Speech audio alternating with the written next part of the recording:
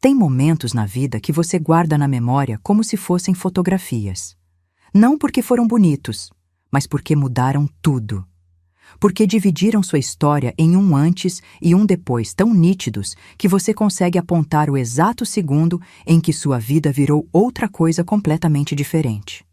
Para mim, esse segundo aconteceu numa tarde de dezembro, dentro de um auditório climatizado que cheirava a flores brancas e perfume caro, com 400 pessoas sentadas em fileiras perfeitas e uma banda tocando aquela música que toda formatura toca, sabe qual é?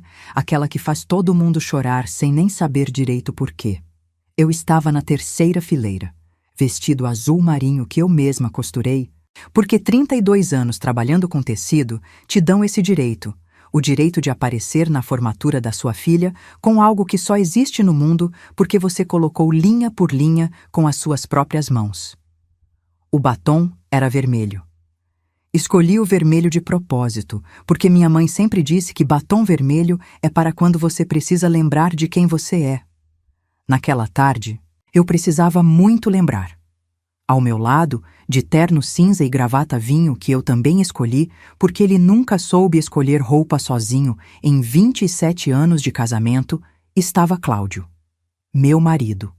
O homem com quem eu tinha dormido, brigado, cozinhado, chorado, construído uma casa, criado uma filha e suportado silêncios tão pesados que às vezes eu acordava de madrugada com a sensação física de que o ar no quarto tinha ficado mais grosso. Ele estava sentado com aquela postura que eu aprendi a reconhecer como vaidade disfarçada de compostura, peito aberto, queixo levemente erguido, o tipo de postura de quem já decidiu que vai ser o centro da cena antes que a cena sequer comece. Beatriz estava lá na frente, no meio de mais de 120 formandos de medicina, com o cabelo levemente torto para a direita, porque ela nunca conseguiu deixar nada completamente alinhado desde os 6 anos de idade, e isso me fez sorrir de um jeito que só as mães entendem. Aquele sorriso que dói um pouquinho por dentro, porque você percebe que o tempo passou de verdade e que a menina que usava faixa de girassol no cabelo agora ia sair daqui a pouco com um diploma de médica na mão. 6 anos. 6 anos de medicina numa das faculdades mais caras do interior de São Paulo. Eu sei quanto custou cada um desses 6 anos. Eu sei porque fui eu quem pagou. Mas vou chegar nisso. Primeiro deixa eu te contar o que aconteceu quando o nome da Beatriz foi chamado. O auditório da Faculdade de Medicina de Ribeirão Preto tem um teto alto, daqueles que fazem o som ecoar de um jeito solene, como se cada palavra dita ali dentro ficasse suspensa no ar por um segundo a mais, antes de desaparecer. As famílias estavam espremidas nas cadeiras estofadas de vermelho escuro, aquelas que parecem confortáveis, mas que depois de 2 horas você descobre que não são. Tinha cheiro de perfume, de cabelo recém-penteado, de emoção contida de gente que estava tentando não chorar antes da hora. Eu segurava na bolsa a pasta bege de plástico duro com elástico azul. A pasta que eu tinha levado de casa escondida dentro de uma sacola de pano, como se fosse apenas um pertence qualquer. Não era. Quando chamaram o nome de Beatriz Cristina Figueiredo, alguma coisa dentro do meu peito se abriu como uma janela que estava fechada há muito tempo. Eu aplaudi. Aplaudi forte, do jeito que as mães aplaudem, com as palmas abertas e o coração na garganta. Vi minha filha subir os degraus do palco com aquele passo dela, firme e levemente apressado, porque Beatriz nunca na vida caminhou em velocidade normal. Ela só tem 2 modos, parada ou quase correndo. Vi ela receber o diploma das mãos da doutora Rosângela Meirelles, a reitora, minha cliente de 11 anos, a mulher para quem eu já tinha costurado 14 vestidos de festa e 2 ternos femininos para eventos internacionais. A doutora Rosângela me olhou por cima do ombro da Beatriz enquanto as duas se abraçavam e me deu um aceno tão discreto que só eu vi. Um aceno que dizia: "Está tudo certo, Marlene, pode confiar." Foi quando Cláudio se levantou. Não foi um movimento brusco, foi calculado. Foi o tipo de coisa que ele fazia quando queria chamar a atenção sem parecer que estava chamando a atenção. Ele se levantou devagar, endireitou o paletó, e quando algumas pessoas da fileira começaram a olhar para ele, ele falou. Não gritou. Falou naquele tom de voz que ele sempre usou quando queria parecer generoso na frente de outros, aquela voz de homem satisfeito consigo mesmo que ecoa um pouco mais que o necessário. Eu paguei cada centavo dessa faculdade. 5 palavras. 5 palavras ditas com o sorriso de quem está esperando o aplauso. E o pior é que veio. Algumas pessoas bateram palma. Alguém da família dele, um cunhado que nunca gostei, deu uma risada de aprovação. Uma mulher 2 fileiras atrás disse, "Que pai dedicado", para a pessoa do lado. E Cláudio ficou de pé, absorvendo aquilo, com o queixo erguido e os olhos marejados, da maneira que os homens fazem quando querem parecer emocionados sem perder a compostura. Eu senti o estômago virar, não de susto, não de raiva. Eu já sabia que ele ia fazer algo assim. Eu o conheço há 30 anos, 27 deles casada. Eu sabia que ele não ia deixar esse dia passar sem tentar se apropriar dele. O que eu senti foi aquela coisa específica que só vem quando uma injustiça que você aguentou em silêncio por anos finalmente chega no limite. Uma sensação quente e firme que começa na barriga e sobe devagar até o peito. Não é fúria exatamente, é mais parecido com clareza, com certeza absoluta de que chegou a hora. Apertei o elástico azul da pasta. A doutora Rosângela ainda estava no palco. Beatriz tinha descido 2 degraus e parado, porque ela sabia. Ela sabia o que estava prestes a acontecer. Minha filha me olhou de onde estava, no canto do palco, e eu vi nos olhos dela a mesma coisa que eu estava sentindo. Aquela mistura de nervoso com determinado que a gente só sente quando está prestes a fazer algo que não tem volta. A reitora se aproximou do microfone. O auditório foi ficando quieto de um jeito gradual, como quando o volume de um programa de televisão vai sendo abaixado até o silêncio. Você não percebe exatamente quando parou, só percebe que agora está em silêncio completo. 400 pessoas olhando para o palco.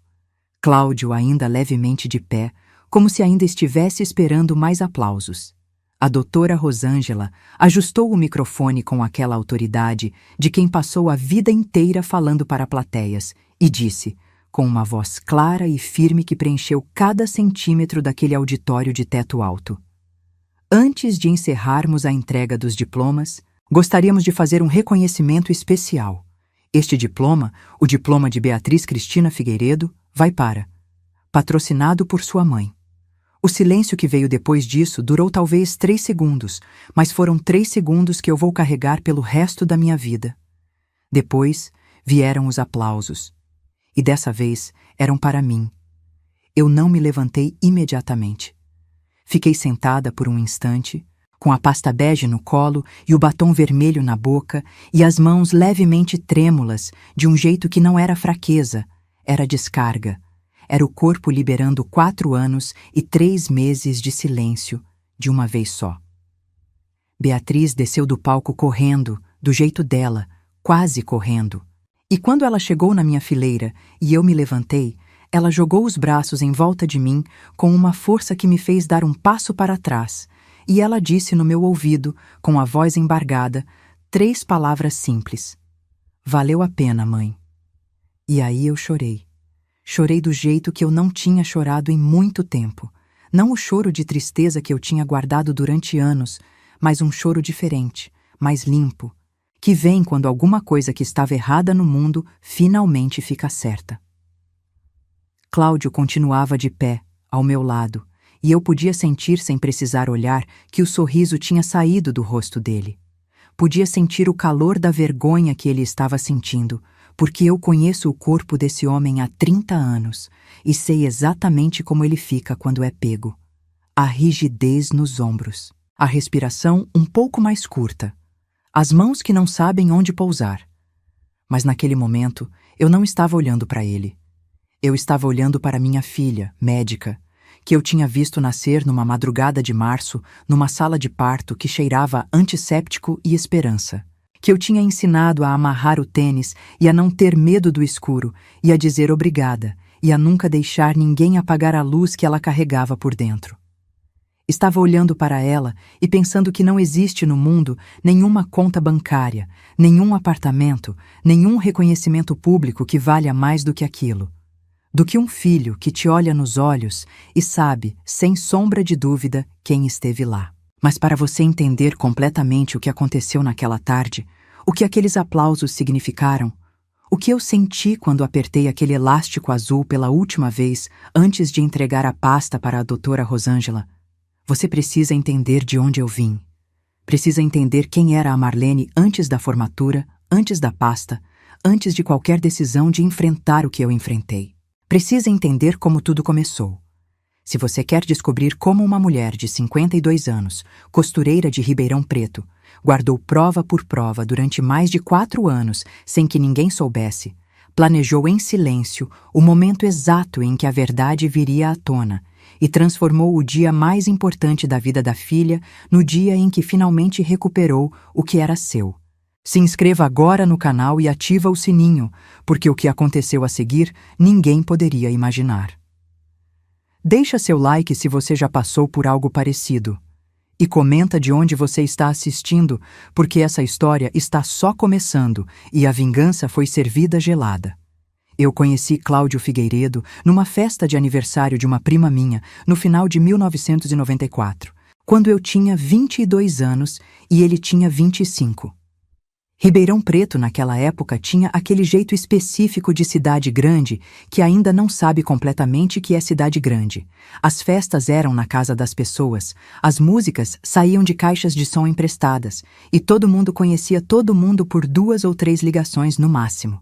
Eu estava sentada numa cadeira de plástico branca, no quintal da minha prima Dorinha, quando ele apareceu na porta dos fundos, com um copo de refrigerante na mão e aquele sorriso que eu levei anos para entender que era uma performance. Ele era bonito. Isso eu não vou negar porque não faria sentido negar. Alto, ombros largos, cabelo escuro bem cortado. Mas o que me pegou não foi isso. O que me pegou foi que ele veio até onde eu estava, sem que ninguém tivesse apresentado, e disse que tinha me visto de longe costurando um pedaço solto da bainha do meu vestido, com linha e agulha que eu sempre carregava na bolsa, e que tinha achado aquilo a coisa mais elegante que ele tinha visto em muito tempo. Uma mulher que conserta o que está quebrado sem fazer escândalo. Foram exatamente essas palavras. Eu tinha 19 anos de costura nessa época. Comecei aos 3 com minha avó Diva, que tinha um Singer preto de pedal que ficava perto da janela da sala para aproveitar a luz natural e que me ensinou que tecido tem memória, que linha tem personalidade e que uma costureira de verdade nunca culpa o material pelas suas falhas. Minha mãe, Dona Yolanda, continuou o que minha avó começou. E quando eu tinha 17 anos, eu já fazia vestidos de festa por encomenda para as vizinhas. Quando conheci Cláudio, eu tinha um ateliê pequeno funcionando num cômodo dos fundos da casa da minha mãe, 6 clientes fixas e uma poupança de 14 mil reais que eu tinha juntado sozinha, real por real, desde os 15 anos. Essa poupança ele nunca soube que existia. Não foi uma decisão consciente no começo. Era só um hábito que eu já tinha antes dele. A conta era em nome da minha mãe, porque quando eu abri, menor de idade precisava de um responsável. E nunca mudei porque nunca precisei mudar. Com o tempo, especialmente depois que o casamento foi mostrando sua verdadeira textura, essa conta virou a coisa mais importante que eu tinha. O segredo mais bem guardado da minha vida. Mas deixa eu não pular etapas. Os primeiros anos com Cláudio tinham tudo que uma jovem de 20 e poucos anos poderia confundir com felicidade. Ele tinha acabado de se formar em engenharia civil, estava entrando numa construtora pequena, em sociedade com um colega, e tinha aquela energia de homem que está construindo alguma coisa, que acredita que o mundo está esperando por ele. Eu gostei dessa energia. Cresci num ambiente de mulheres trabalhadoras, minha avó, minha mãe, minhas tias, todas com as mãos sempre ocupadas fazendo alguma coisa, e me atraía a ideia de construir algo junto com alguém. Nos casamos em março de 1997. Cerimônia pequena, 18 pessoas, almoço na casa da minha mãe, com comida que as mulheres da família fizeram juntas desde as 6 da manhã. O vestido eu fiz eu mesma, claro, cetim marfim com manga longa e renda francesa no decote, que a minha avó diva tinha guardado num envelope de papel pardo desde os anos 70, esperando por uma ocasião especial. Demorei 2 meses para fazer aquele vestido. Cada ponto dado nele era uma espécie de promessa que eu fazia para mim mesma, junto com a promessa que eu fazia para ele. Beatriz nasceu em março de 1999. Fevereiro completo de gravidez com enjoo todas as manhãs. E depois aquela madrugada de trabalho de parto que durou 14 horas e terminou com ela chegando ao mundo às 3h42 da manhã com um choro forte e indignado, como se já tivesse chegado com reclamação pronta. Cláudio estava na sala de espera. Naquela época, os maridos ficavam na sala de espera. Quando a enfermeira deixou eu segurar ela pela primeira vez, ainda toda enrolada na toalha azul do hospital, eu lembro do cheiro dela, leite e coisa nova e vida, e lembro que pensei que aquilo era o centro do universo, que tudo o mais que eu tinha feito ou ia fazer na vida era em função daquele cheiro. Os primeiros anos da Beatriz foram bons. Não vou reescrever a história para fazer parecer que foi tudo horrível desde o começo, porque não foi. Cláudio foi um pai presente quando Beatriz era pequena, dava banho, levava no parque, ficava acordado quando ela tinha febre. É importante ser honesta sobre isso porque a história que eu tenho para contar não é a história de um monstro que sempre foi monstro.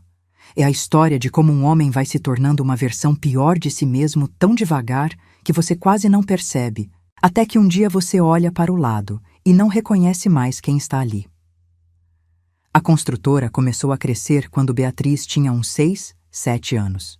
O sócio do Cláudio, um homem chamado Ivair, que eu nunca suportei porque tinha aquele jeito de olhar para as mulheres dos outros como se estivesse fazendo um inventário, tinha conseguido alguns contratos com a prefeitura e, de repente, a empresa que era pequena ficou média, e o Cláudio, que era engenheiro, ficou empresário. E foi aí que as coisas começaram a mudar. Não de um dia para o outro. Como eu disse, devagar. Primeiro foi a frequência com que ele chegava tarde, depois foi a forma como ele começou a falar das despesas de casa como se fossem um fardo que ele carregava sozinho, como se eu não estivesse há anos mantendo o ateliê crescendo, como se as mensalidades que eu pagava e as contas que eu assumia fossem invisíveis. Depois foi o jeito como ele passou a falar na frente de outras pessoas. Sempre numa forma de me diminuir que tinha plausibilidade negável, sabe o tipo? A piada que machuca, mas que se você reclamar, ele diz que você não tem senso de humor. O comentário que parece elogio, mas carrega uma espinha escondida dentro. A Marlene é ótima em fazer as coisas funcionarem com pouco dinheiro. Dito na frente de um casal de amigos, com aquele sorriso, de um jeito que todo mundo na mesa entendeu que não era elogio. Eu fui engolindo. Engoli por orgulho primeiro, porque achei que era fase. Depois engoli por Beatriz, porque ela estava crescendo e eu não queria que ela crescesse no meio de uma guerra. Depois engoli por hábito, porque tem uma hora que você fica tão acostumada a engolir que esquece que existe outra opção. E fui costurando, literalmente. O ateliê, que era num cômodo dos fundos da casa da minha mãe, virou um ateliê alugado no centro, depois mudou para um espaço maior, depois ganhou uma funcionária, depois 2. Eu costurava vestidos de noiva, de festa, de formatura, fazia ajustes, criava sob medida. Tinha clientes que vinham de Franca, de São Carlos, de Araraquara. A doutora Rosângela Meirelles apareceu pela primeira vez na porta do meu ateliê em 2012, encaminhada por uma cliente minha, querendo um terno feminino para um evento em Brasília. Ficamos 3 horas conversando enquanto eu tirava as medidas, e quando ela foi embora eu soube que tinha feito uma amizade de verdade, o tipo raro. Foi em 2015 que Beatriz disse que queria fazer medicina. Eu lembro da tarde exata.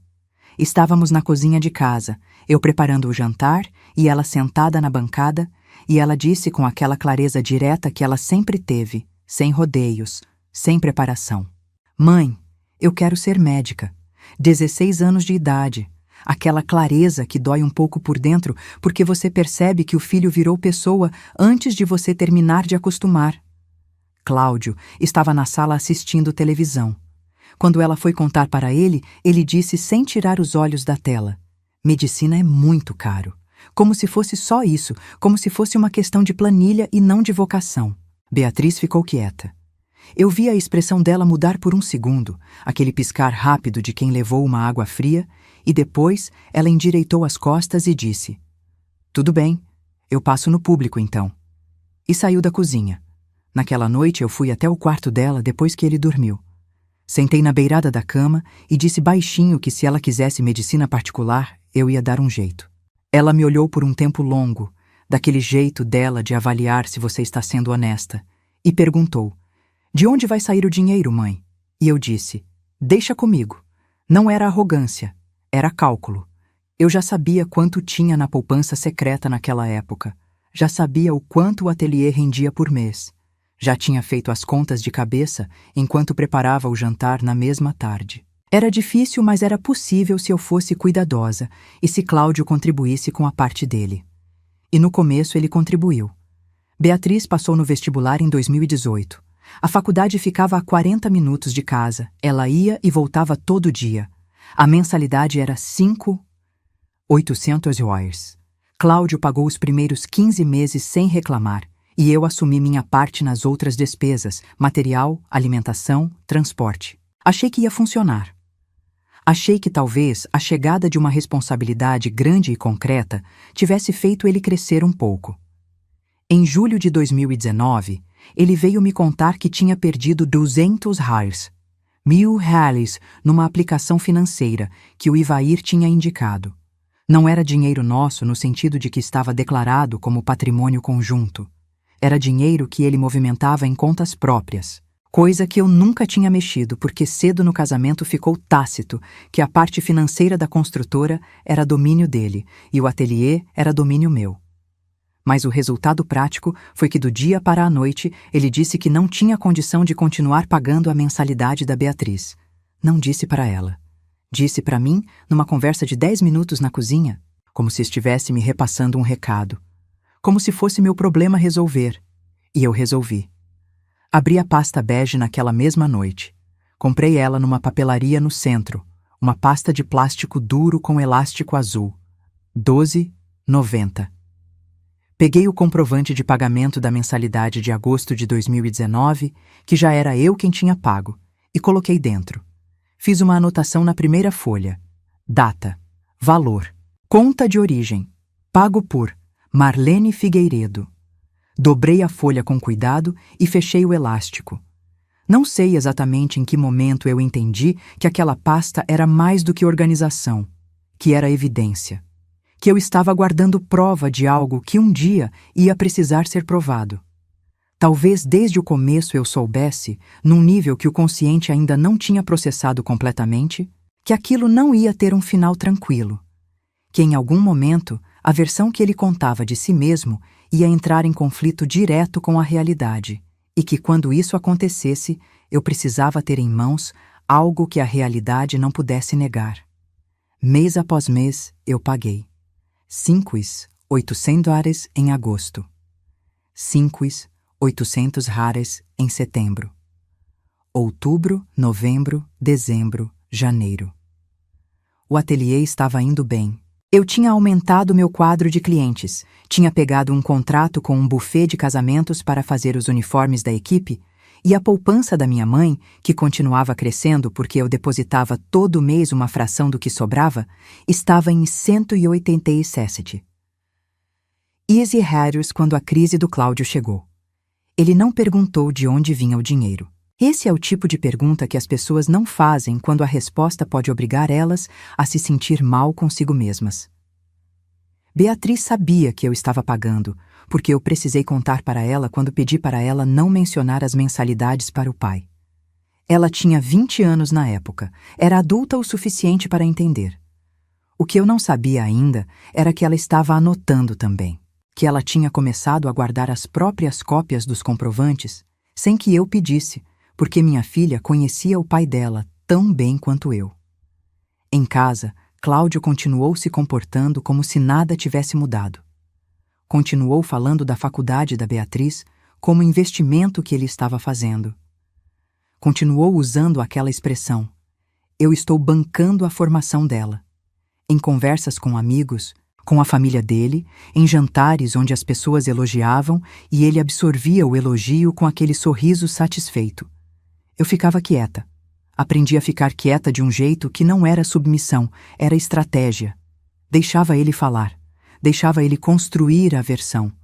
E ia para casa e abria a pasta e colocava mais um comprovante dentro. Minha mãe, Dona Yolanda, morreu em março de 2021. 78 anos, embolia pulmonar, rápido demais para se despedir direito. Ela deixou para mim a casa dela, que vendemos, e uma reserva em dinheiro que ela tinha guardado ao longo de décadas na mesma conta onde ficava a minha poupança. 163. Zers. Dinheiro de uma vida inteira de mulher que nunca gastou o que não precisava gastar. Depositei tudo na mesma conta. Não disse nada para Cláudio. Com a mãe, me fui ficando diferente. Não de um jeito dramático, não de um jeito que as pessoas notam de fora. Mas por dentro, alguma coisa foi ficando mais firme. Minha mãe tinha sido o tipo de mulher que segurou muita coisa em silêncio por muito tempo. E eu a vi fazer isso a vida toda. E quando ela foi embora, eu fiquei com a sensação muito clara de que eu não ia chegar nos 78 anos tendo segurado as mesmas coisas. Que alguma delas ia ter que ser solta. Que a versão que um homem contava de si mesmo às custas da minha invisibilidade não ia durar para sempre. Foi pouco depois do velório da minha mãe que liguei para a doutora Rosângela. Não foi uma conversa planejada. Ela ligou para dar condolências, ficamos na linha por quase 1 hora, e no final, quando já estávamos nos despedindo, eu disse quase sem perceber que estava dizendo: Rosângela, eu preciso te contar uma coisa. E contei tudo. A pasta, os comprovantes, os 4 anos pagando sozinha, enquanto ele fingia que era ele. E disse que a Beatriz ia se formar em dezembro de 2023, e que eu precisava que a verdade fosse dita naquele dia, naquele auditório, na frente de todo mundo. Houve um silêncio longo do outro lado da linha. E então a doutora Rosângela disse, com aquela voz firme e clara que preenche auditórios: Marlene, pode deixar comigo. Depois daquela ligação com a doutora Rosângela, eu dormi pela primeira vez em muito tempo com o peito leve. Não o sono de quem resolveu tudo, porque eu sabia que não tinha resolvido nada ainda, que estava, na verdade, no começo da parte mais delicada de tudo.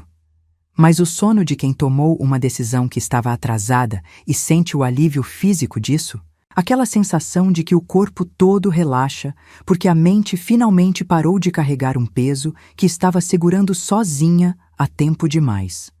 Eram 2 anos e alguns meses até a formatura da Beatriz. Tempo suficiente para planejar com cuidado. Tempo suficiente para não errar. A primeira coisa que fiz foi organizar a pasta de um jeito que qualquer pessoa pudesse entender sem que eu precisasse explicar. Peguei cada comprovante que eu tinha, 51 no total até aquele momento, e coloquei em ordem cronológica. Para cada um fiz uma ficha à mão. Data, valor, conta de débito, saldo anterior e posterior, e grampeei a ficha no canto superior esquerdo do comprovante. Levei um fim de semana inteiro nisso, sentada na mesa do ateliê depois que as funcionárias foram embora, com o ventilador ligado e silêncio completo e aquela sensação estranha de estar construindo algo ao mesmo tempo que estava desmontando algo. Quando terminei, a pasta tinha uma sequência perfeita. Agosto de 2019 até o mês em que eu estava organizando. Cada mensalidade paga. Cada real documentado. Coloquei na frente uma folha de rosto que eu digitei e imprimi com fonte simples, sem ornamento, porque documentos sérios não precisam de ornamento. Comprovantes de pagamento das mensalidades do curso de medicina de Beatriz Cristina Figueiredo. Período: agosto de 2019, a presente data. Pagos por Marlene de Fátima Figueiredo. Assinei embaixo com data. Guardei a pasta no fundo do armário do ateliê, atrás de uma caixa de linha que ninguém além de mim mexia. A segunda coisa que fiz foi conversar com Beatriz. Ela estava em casa naquele fim de semana, era uma sexta à noite, e ela tinha chegado da faculdade cansada. aquele cansaço de quem está no meio de um semestre pesado, com aquelas olheiras de estudante de medicina que parecem marca registrada da profissão. Esperou ela jantar, esperou ela tomar banho, esperou ela ficar deitada no sofá, com o celular na mão naquele estado de semi-repouso que os jovens fazem quando o corpo pede descanso, mas a cabeça ainda não desligou. Sentei do lado dela e disse: B, preciso te contar uma coisa e preciso que você fique calma. Ela abaixou o celular e me olhou. Beatriz sempre teve esse dom.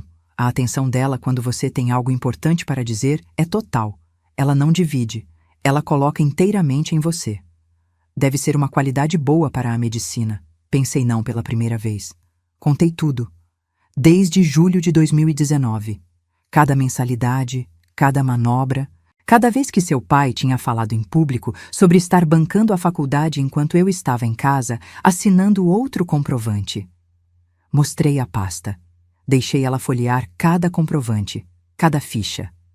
Vi ela passar pelas páginas com uma expressão que foi mudando devagar, primeiro de surpresa, depois de raiva e finalmente de uma tristeza quieta, que foi a parte mais difícil de assistir, porque a tristeza de um filho que finalmente entende de verdade quem é o pai é uma coisa que não tem conserto, só tem aceitação.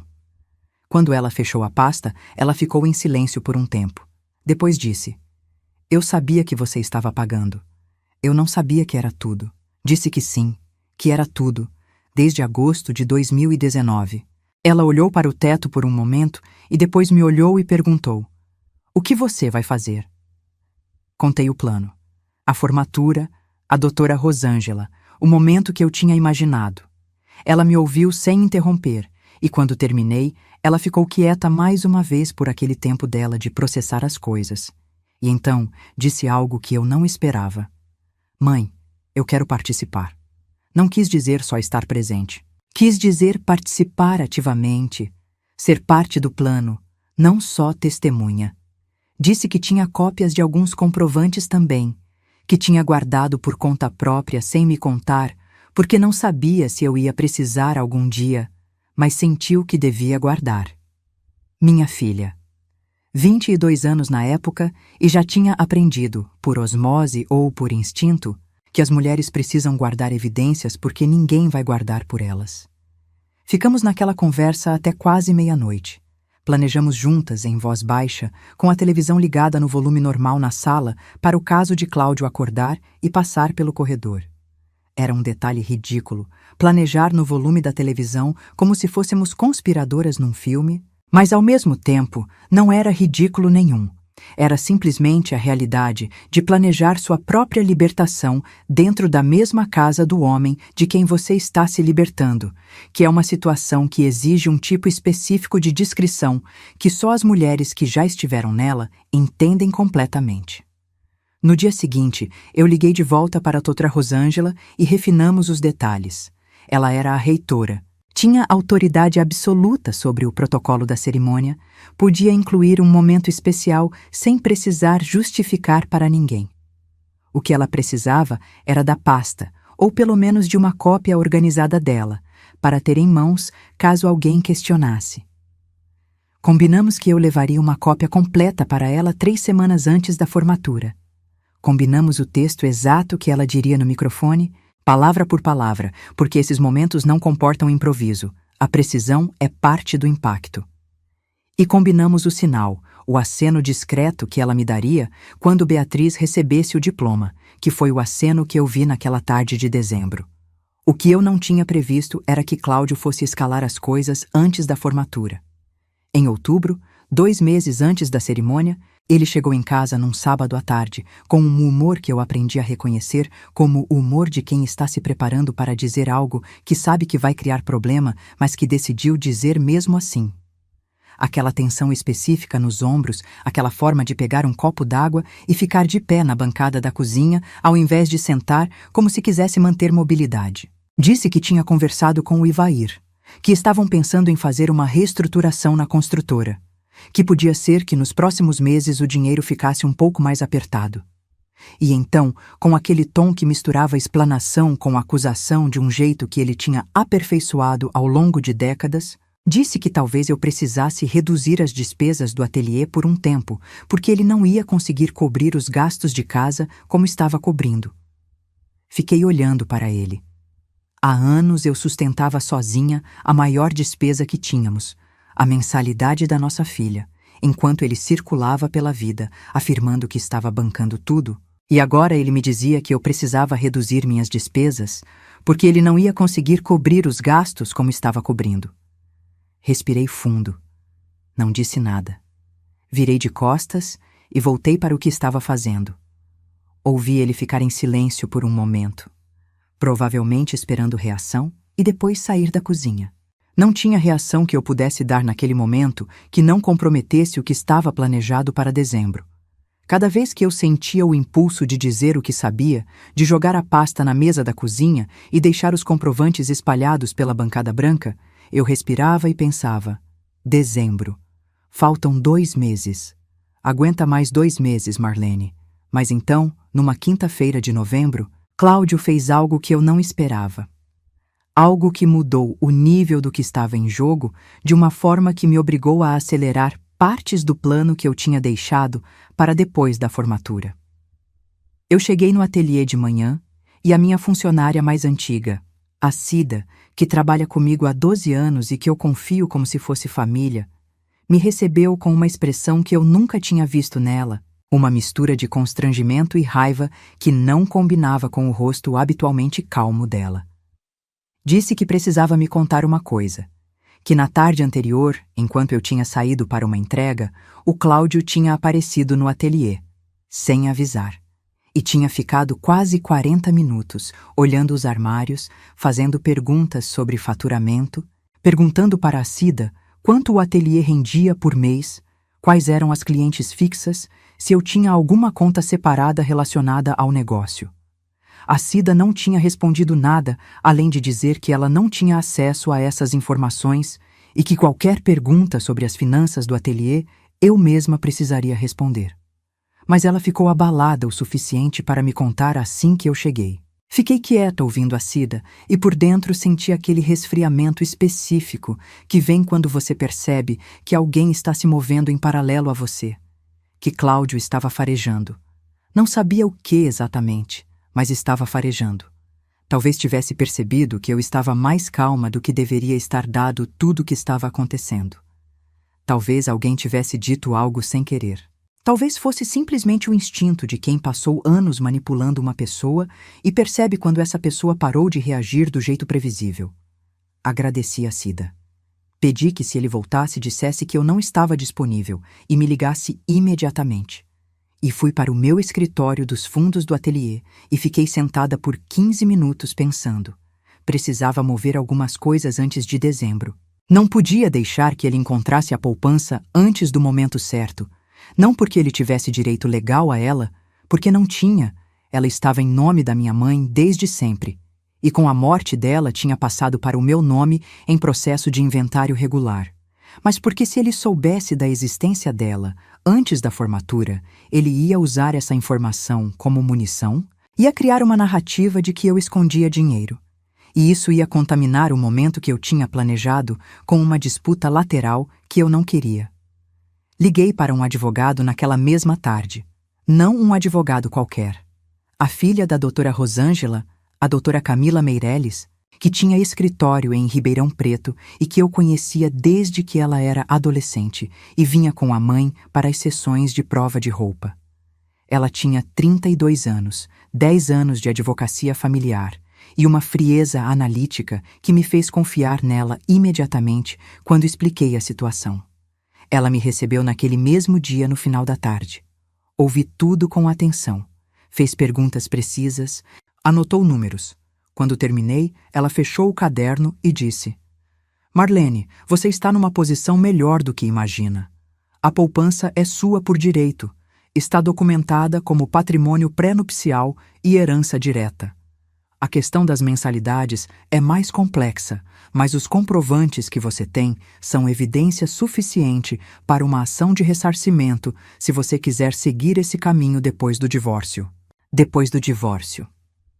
As palavras saíram da boca dela com naturalidade clínica, como dados de um caso, E eu percebi que eu já tinha aceito que era isso que estava vindo, que não era uma questão de se, mas de quando e de como, e que o como era a única variável que ainda estava nas minhas mãos controlar.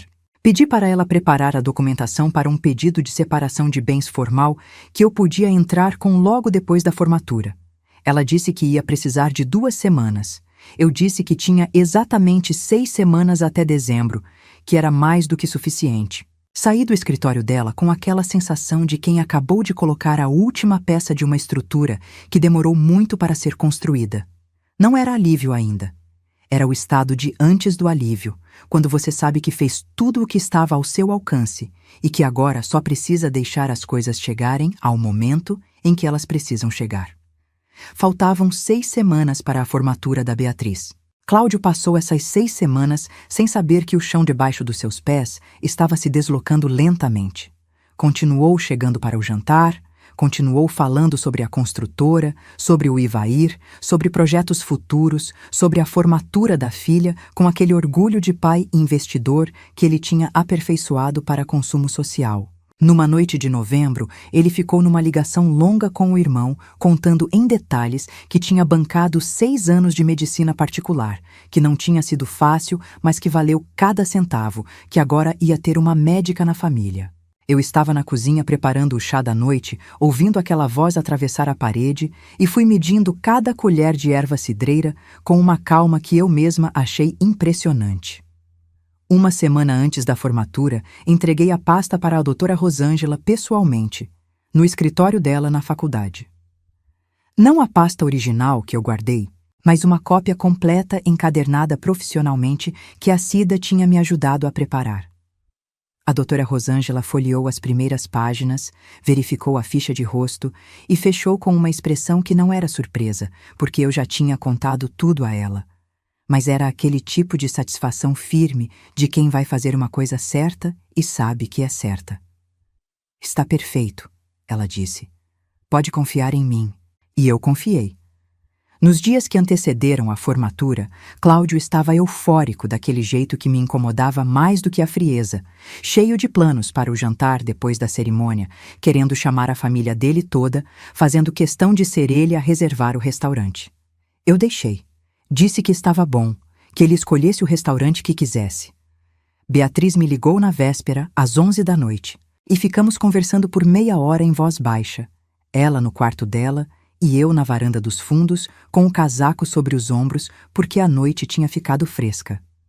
Ela estava nervosa com a cerimônia, com o momento, com o que podia acontecer depois, e eu disse a ela o mesmo que minha mãe me dizia quando eu era pequena e estava com medo de algo.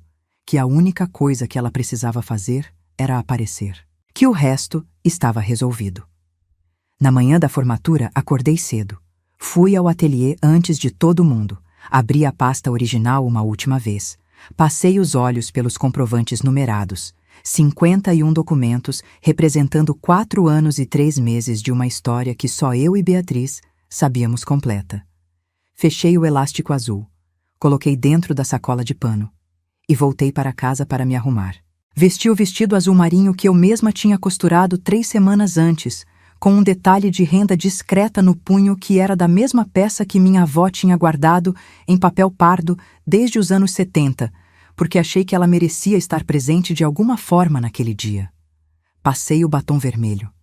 Me olhei no espelho por um momento, não de vaidade, mas de reconhecimento, de querer ver claramente quem era a mulher que estava prestes a entrar naquele auditório. E o que eu vi foi alguém que eu reconhecia completamente. Talvez mais completamente do que em qualquer outro momento dos últimos 27 anos. Cláudio buzinou lá de baixo. Peguei a bolsa, peguei a sacola e desci. O auditório estava cheio quando chegamos. Cláudio encontrou logo na entrada o irmão dele, o Marcos, e os dois ficaram abraçados por um tempo longo, com aquela efusividade masculina de ocasiões especiais, dando tapas nas costas um do outro e rindo daquele jeito de homens que só se vêem em eventos da família. A cunhada, Fátima, me abraçou e disse que eu estava linda, que o vestido era lindo, e eu agradeci com o sorriso que se usa nessas situações. O sorriso que é real, mas que está operando numa camada mais superficial do que o que está acontecendo por dentro. Tinha também a mãe do Cláudio, Dona Neuza, 73 anos, sentada numa das cadeiras do corredor, porque os joelhos dela já não aguentavam ficar de pé por muito tempo. Ela me cumprimentou com o beijo de sempre e disse, com aquele orgulho genuíno que ela tinha pela neta, que não acreditava que a Beatriz tinha chegado até ali, que médica na família, que coisa linda. Eu concordei. Não era o momento de Dona Neuza. Ela era uma avó que amava a neta do jeito que avós amam. O que estava prestes a acontecer era entre mim e Cláudio, e não havia razão para ampliar o campo de destruição além do necessário. Encontramos nossos lugares na terceira fileira. A família do Cláudio ficou na quarta, logo atrás. Sentei com a bolsa no colo e a sacola de pano encostada na minha perna, podendo sentir o contorno rígido da pasta através do tecido. Cláudio sentou ao meu lado com aquela postura que eu já descrevi, o peito aberto, o queixo levemente erguido, o homem que chegou para ser visto. A cerimônia começou com a procissão dos formandos entrando pelo corredor central ao som daquela música inevitável de formatura. Quando Beatriz passou pela nossa fileira, ela não nos olhou, o que era protocolo. Os formandos olhavam para a frente durante a entrada, mas eu vi o mínimo movimento dos dedos dela, um gesto pequeníssimo na direção da minha fileira, que era para mim, só para mim. Os discursos vieram primeiro. Um professor homenageado que falou por 12 minutos sobre vocação e responsabilidade. Um representante dos formandos que falou com a voz trêmula de emoção genuína sobre os 6 anos que tinham sido difíceis e transformadores. A doutora Rosângela falou por último, antes da entrega dos diplomas, e eu a ouvi com aquela atenção dupla de quem está escutando o conteúdo e, ao mesmo tempo, monitorando o ambiente ao redor, a respiração do Cláudio ao meu lado, o murmúrio da plateia, a temperatura do auditório. A entrega dos diplomas começou em ordem alfabética. Os Almeidas, os Amarais, os Barbosas. A cada nome chamado, uma família em algum ponto do auditório se agitava, aplaudia. Alguém segurava o choro, alguém tirava foto. Era um ritmo hipnótico e acumulativo, como ondas chegando uma depois da outra, cada uma carregando a história de uma família diferente. Quando chegou nos Figueiredo, eu me endireitei na cadeira. Beatriz Cristina Figueiredo. O que aconteceu nos próximos 90 segundos, eu vou tentar descrever com a precisão que ele merece, porque cada segundo desses tem um peso diferente, e eu quero que você entenda não só o que aconteceu, mas a textura do que aconteceu. Beatriz subiu os degraus do palco. Caminhou até o centro, onde a doutora Rosângela estava de pé com o diploma na mão. As duas se cumprimentaram, se abraçaram, e durante o abraço a doutora Rosângela me olhou por cima do ombro da Beatriz e deu o aceno. Discreto, firme, presente. Beatriz desceu 2 degraus e parou no canto do palco como tínhamos combinado, de onde ela podia ver a plateia. E então Cláudio se levantou. Eu senti o movimento antes de ver, a mudança de peso na cadeira ao meu lado, o farfalhar do paletó dele. Me virei levemente e o vi de pé, endireitando a gravata, e vi no rosto dele aquela expressão de quem está prestes a fazer uma coisa que ensaiou. Não necessariamente em voz alta, mas no teatro interno que todos temos, aquela expressão de momento que uma pessoa esperou. A voz dele saiu clara e projetada, no tom de quem está acostumado a se fazer ouvir em reuniões, em obras, em ambientes onde a autoridade se estabelece pelo volume calibrado. Eu paguei cada centavo dessa faculdade. Depois vieram as palmas. Já descrevi isso. O cunhado Marcos rindo de aprovação. A mulher atrás dizendo que pai dedicado. Cláudio absorvendo com o queixo erguido e os olhos marejados da performance. Mas o que eu não contei ainda é o que aconteceu entre aquele momento e o momento em que a doutora Rosângela chegou ao microfone. Foram talvez 25 segundos. E nesses 25 segundos eu fiz uma coisa que não estava no plano original. Eu me virei para Cláudio. Ele estava ainda levemente de pé, absorvendo os aplausos, e quando se deu conta que eu estava olhando para ele, se virou também, esperando provavelmente que eu estivesse olhando com aquela expressão de sempre, a expressão que aprendi ao longo de anos, aquela mistura de resignação e deferência que ele tinha se acostumado a receber de mim como resposta padrão a qualquer coisa que ele fizesse. Mas eu não estava com essa expressão. Estava com uma expressão que ele nunca tinha visto em mim. Calma. Completamente calma, com o elástico azul da pasta entre os dedos. E sorri para ele. Não foi um sorriso de raiva. Não foi um sorriso de vitória antecipada. Foi um sorriso de quem sabe algo que a outra pessoa ainda não sabe. O tipo de sorriso que carrega informação que ainda não foi revelada e que, por isso, é o tipo de sorriso mais perturbador que existe. Vi ele piscar. Vi uma sombra de alguma coisa passar pelo rosto dele, não exatamente incerteza, mas como um frisson de algo que não encaixava, que não correspondia ao roteiro que ele tinha na cabeça para aquela tarde. Foi nesse momento que a doutora Rosângela chegou ao microfone. O auditório foi silenciando. Cláudio se sentou devagar, os olhos ainda em mim por um segundo antes de se virarem para o palco. A voz da doutora Rosângela preencheu o auditório com aquela autoridade de quem não precisa de volume para se fazer ouvir. Antes de encerrarmos a entrega dos diplomas, gostaríamos de fazer um reconhecimento especial que esta cerimônia tem a honra de abrigar. Ao longo dos 6 anos do curso de medicina desta faculdade, acompanhamos a trajetória de Beatriz Cristina Figueiredo, uma aluna de desempenho excepcional, de dedicação inabalável, e de um caráter que seus professores descrevem com unanimidade como o de alguém que vai ser não apenas uma médica competente, mas uma médica humana. Pausa. O tipo de pausa que oradores experientes usam quando querem que a plateia perceba que o que vem a seguir é diferente do que veio antes. Neste momento, gostaríamos de reconhecer a pessoa que tornou esse percurso possível, que pagou cada mensalidade, cada semestre, cada etapa desse curso, que o fez em silêncio, com trabalho, com dignidade e sem nunca pedir reconhecimento. Este diploma, o diploma de Beatriz Cristina Figueiredo, vai para, patrocinado por sua mãe, a senhora Marlene de Fátima Figueiredo. O silêncio durou 3 segundos. Depois veio o aplauso. Não foi o aplauso educado de cerimônia. Foi um aplauso que começou em 2 ou 3 pontos do auditório e foi crescendo até virar uma coisa unânime, com pessoas se levantando, com o som batendo no teto alto e voltando em ondas. A doutora Rosângela estava de pé no palco, com as mãos unidas na frente do corpo, olhando para mim. Beatriz tinha descido os últimos degraus e estava vindo pelo corredor correndo, do jeito dela. E quando chegou e me abraçou, eu senti o peso dela inteiro em mim, os braços dela fortes e o rosto dela enterrado no meu ombro, e a voz dela dizendo as 3 palavras no meu ouvido. Valeu a pena, mãe. E aí eu chorei. O que aconteceu no restante do auditório durante esses primeiros momentos, eu sei de relatos posteriores, porque naquela hora eu estava inteiramente dentro do abraço da Beatriz e do meu próprio choro e não estava monitorando mais nada. Mas a Cida, que estava sentada 6 fileiras atrás com a outra funcionária do ateliê, me contou depois com riqueza de detalhes. Cláudio ficou sentado.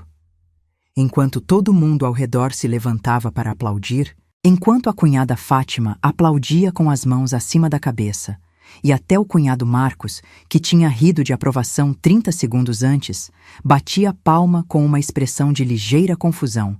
Cláudio ficou sentado com as mãos sobre os joelhos e o rosto completamente fechado.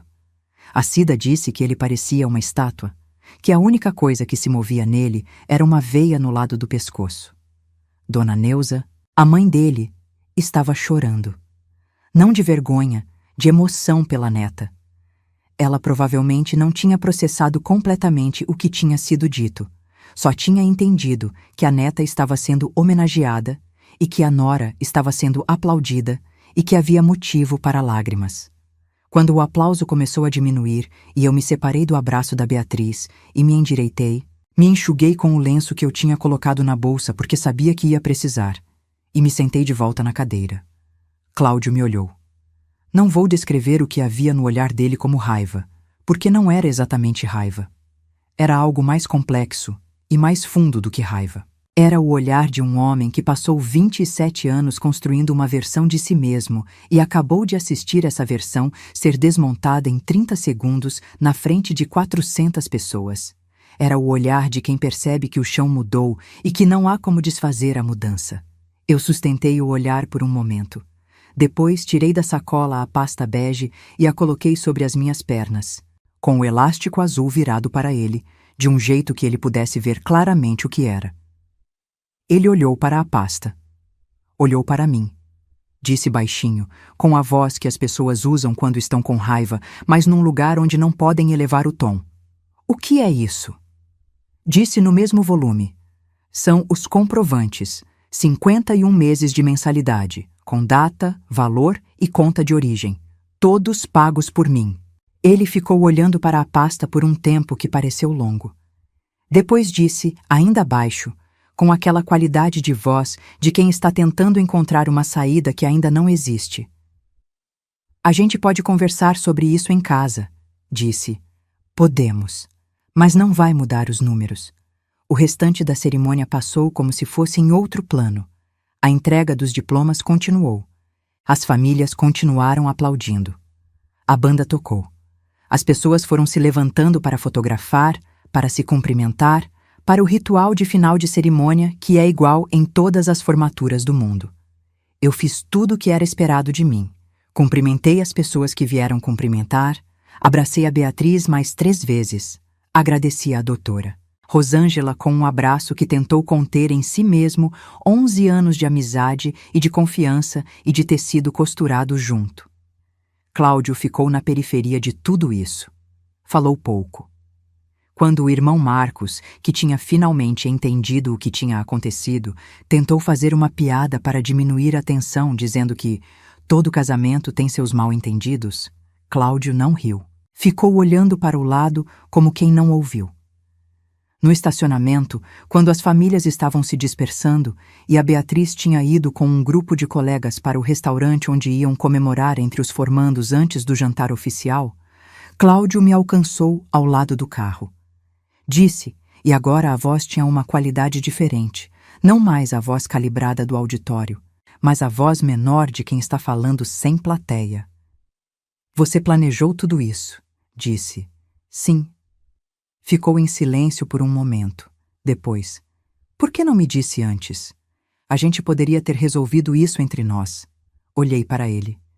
Para esse homem que eu tinha conhecido numa festa de quintal em 1994, que tinha me dito que achou elegante uma mulher que conserta o que está quebrado sem fazer escândalo, que tinha dormido ao meu lado por 27 anos e que há 4 anos circulava pela vida reivindicando o crédito de um sacrifício que era meu.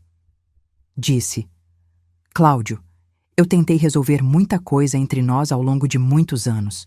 Você sabe disso tão bem quanto eu. Ele abriu a boca para responder, e eu disse, na segunda-feira minha advogada vai entrar em contato com você. Entrei no carro. Fechei a porta. Liguei o motor. Ele ficou parado no estacionamento enquanto eu saía, diminuindo no espelho retrovisor, e eu não olhei para trás além do necessário para manobrar. Não era frialdade, era clareza.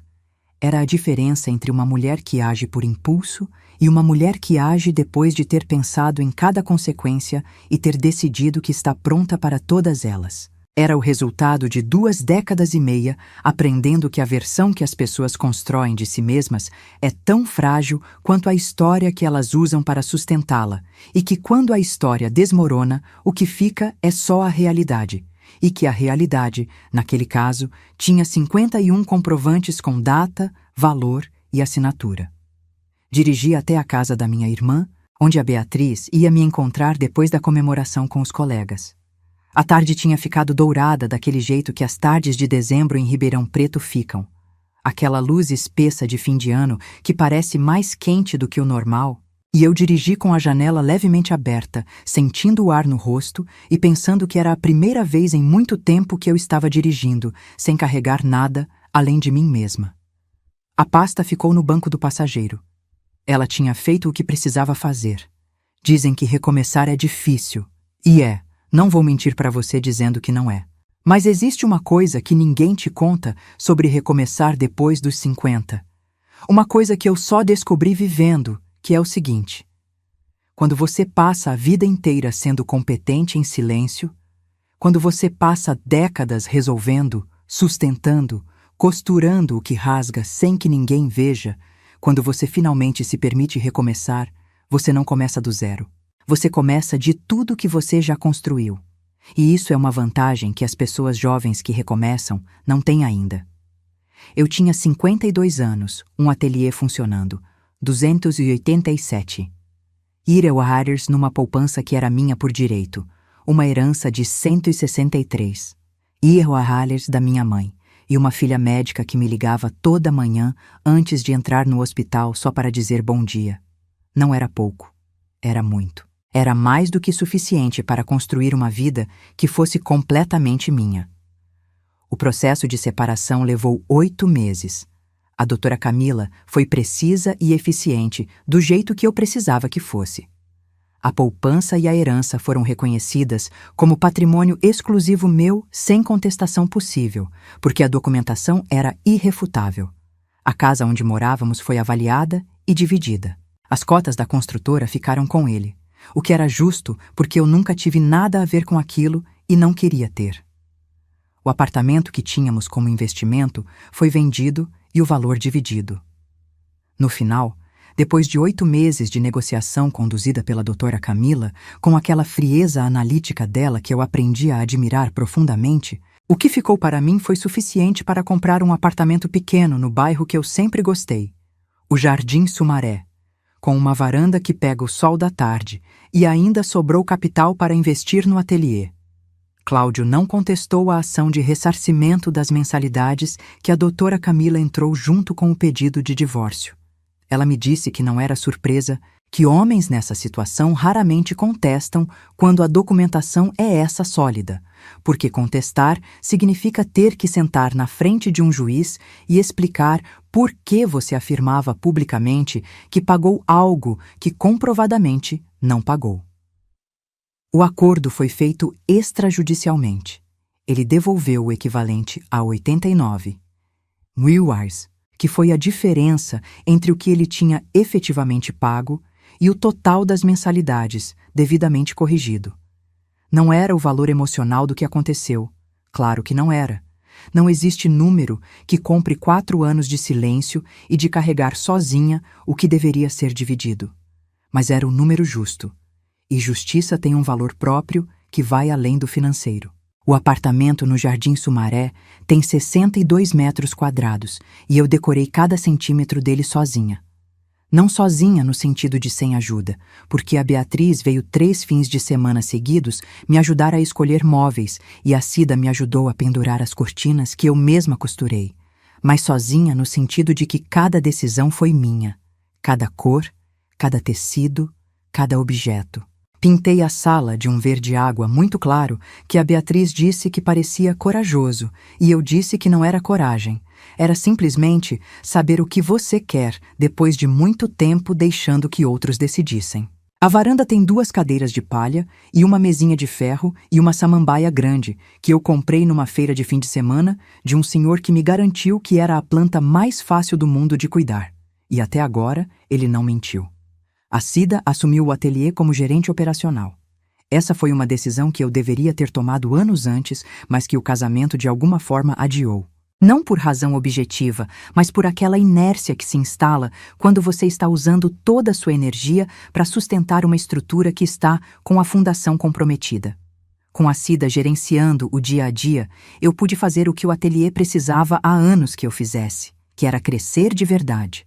Contratei mais uma costureira, investi em 2 máquinas novas e estabeleci uma parceria formal com 2 buffets de casamento da cidade para fornecimento de uniformes e trajes. O faturamento do ateliê cresceu 38% no primeiro ano depois da separação. Não é coincidência. É o que acontece quando uma mulher para de dividir sua energia entre construir e sobreviver e passa a usar tudo para construir. A doutora Rosângela me ligou 3 meses depois da formatura para dizer que a história tinha circulado. Não de um jeito escandaloso, não como fofoca de cidade pequena, mas daquele jeito que as histórias verdadeiras circulam entre mulheres, de uma para outra, com aquela qualidade específica de coisa que ressoa porque toca em algo que muitas pessoas viveram ou estiveram perto de viver. Ela disse que 3 professoras da faculdade tinham vindo falar com ela depois de saber o que tinha acontecido, e que 2 delas tinham chorado. E que não era pelo drama em si, mas pelo reconhecimento, por ter visto uma coisa ser nomeada em público que costuma ficar sem nome. Eu ouvi isso e fiquei em silêncio por um momento. Pensei na minha avó diva com o Singer preto de pedal perto da janela. Pensei na minha mãe Dona Yolanda guardando dinheiro em conta própria durante décadas, sem que ninguém perguntasse por quê. Pensei em quantas mulheres antes de mim tinham guardado comprovantes e contas e provas e evidências, não porque queriam guerra, mas porque sabiam, num nível que às vezes nem se articula em palavras, que o dia em que precisassem dessas provas ia chegar. Que existia uma sabedoria prática passada de mãe para filha que não aparece em nenhum livro, mas que se manifesta em coisas como contas no próprio nome e pastas com elástico azul guardadas atrás de caixas de linha. Beatriz começou a residência em março do ano seguinte. Pediatria. Eu não fiquei surpresa, ela sempre teve aquela paciência específica com crianças. Aquela capacidade de descer ao nível de alguém menor e falar com eles de igual para igual, que é rara em adultos. O hospital é em Ribeirão Preto, então ela está perto e quando a escala permite, ela aparece no meu apartamento numa tarde de sábado e a gente prepara algo juntas na cozinha pequena e fica na varanda vendo o sol baixar sobre o Jardim Sumaré, enquanto ela me conta dos casos da semana com aquela mistura de exaustão e vocação, que é o estado natural de um médico residente que está exatamente onde deveria estar. Numa dessas tardes de sábado, alguns meses depois que eu tinha me instalado no apartamento, ela me perguntou se eu tinha arrependimentos. Não sobre o divórcio, ela foi clara, esse não era um assunto em aberto, mas sobre como as coisas tinham acontecido. Sobre a formatura, sobre o planejamento, sobre a decisão de fazer aquilo naquele dia daquela forma. Fiquei pensando na resposta de verdade, porque a pergunta merecia resposta de verdade. Disse que o único arrependimento que eu tinha era não ter agido antes.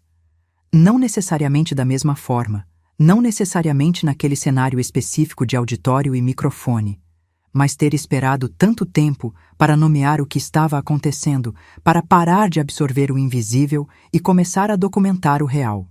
Cada ano que eu tinha esperado tinha sido um ano a mais de uma história sendo contada no lugar errado, com o crédito no lugar errado, com a autoria atribuída à pessoa errada. E anos são anos. Não voltam. Mas o arrependimento de não ter agido antes não cancela o que foi feito quando foi feito. Cada coisa tem seu tempo, e às vezes o tempo certo é o único que estava disponível. Beatriz ficou quieta ouvindo do jeito dela e depois disse: "Você sabe o que eu penso toda vez que entro num quarto e um filho me olha porque está com dor e não sabe o que está acontecendo? Eu penso que é você que eu quero ser.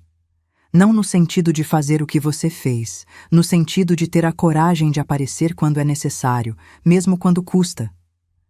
Não respondi. Tomei o chá que estava na minha mão e olhei para a samambaia que estava crescendo bem demais para uma planta que eu não sabia cuidar, e senti aquela coisa que só vem quando algo que você carregou por muito tempo finalmente encontrou o lugar certo para pousar.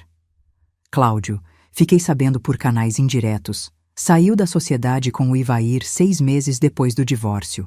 Não sei os detalhes e honestamente não procurei saber, porque a vida de um ex-marido não é informação que precisa ocupar espaço na sua cabeça quando você está usando esse espaço para outras coisas.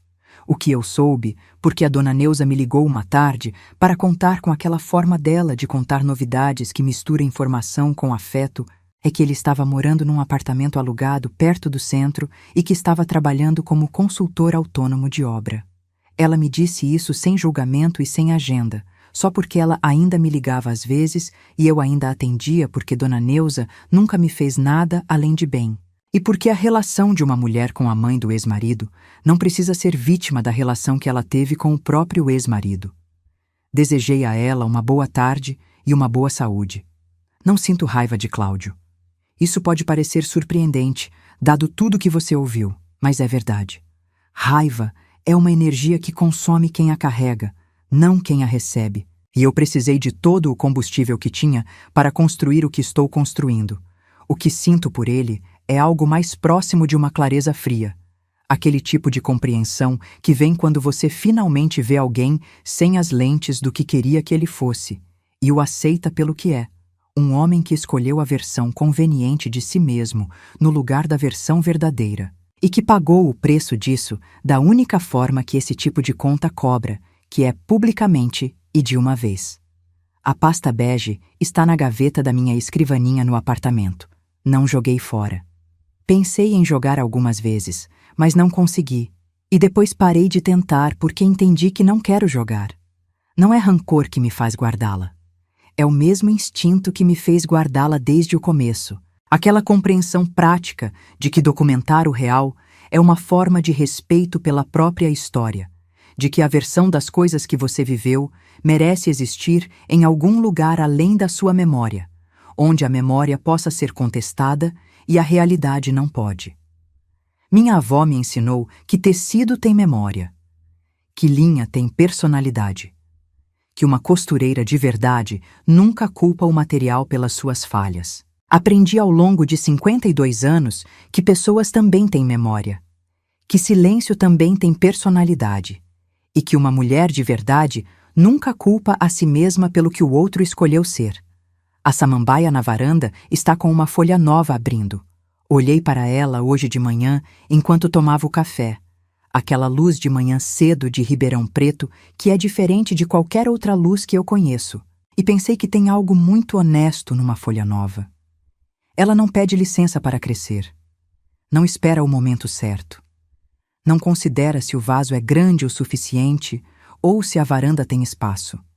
Ela simplesmente abre, porque é o que ela foi feita para fazer. E o espaço se acomoda ao redor dela. Sou costureira.